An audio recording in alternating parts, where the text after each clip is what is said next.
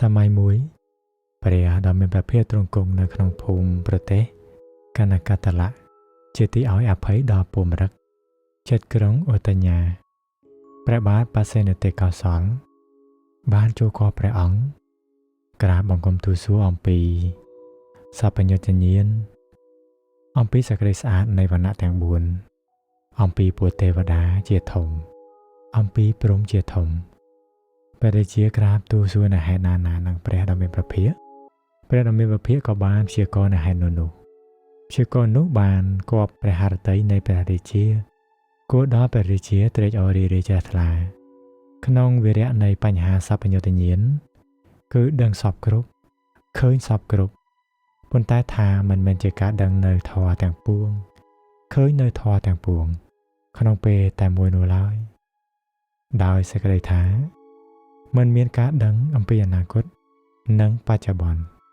ដោយអវចនៈដួងចិត្តមួយឬជាវណ្ណៈដួងចិត្តមួយនោះទេព្រោះថាអារម្មណ៍ផ្សេងគ្នាក៏ត្រូវតែចិត្តដួងផ្សេងគ្នាដែរនៅក្នុងសេចក្តីនេះ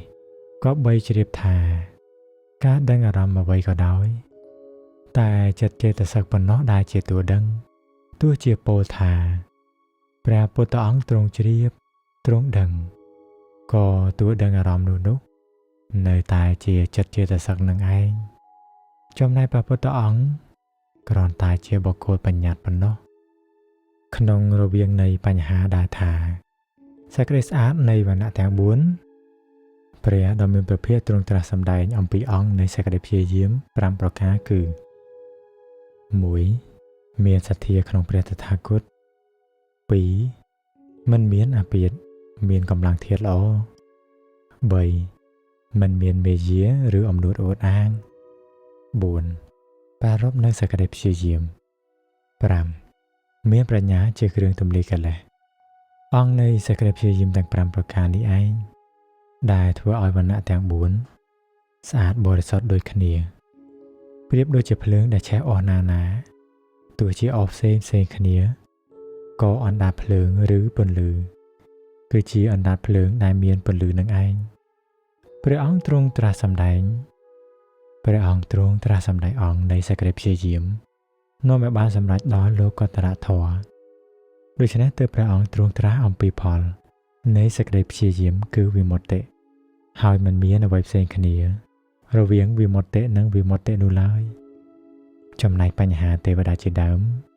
គឺថាបើនៅមានព្យាបាទនឹងមកបដិសន្ធិក្នុងមនុស្សលោកព្រោះមិនទាន់លះបង់បាននៅសេចក្តីទុក្ខផ្លូវចិត្តដោយអនាគាមីមគ្គនៅក្នុងព្រះសូត្រមានការសន្ទនារវាងព្រះអានន្ទនិងវិធុឌិភៈសេនាធិបតីផងដែរតាមសេចក្តីត្រិះរិះរបស់ព្រះអានន្ទថាវិធុឌិភៈសេនាបតីនេះជាបុត្ររបស់ព្រះបាទបសេនតិកោសលឯអាត្មាអញជាបុត្ររបស់ព្រះដ៏មានព្រះភិក្ខការនេះជាការឲ្យបុត្រប្រឹក្សាជាមួយនឹងបុត្រ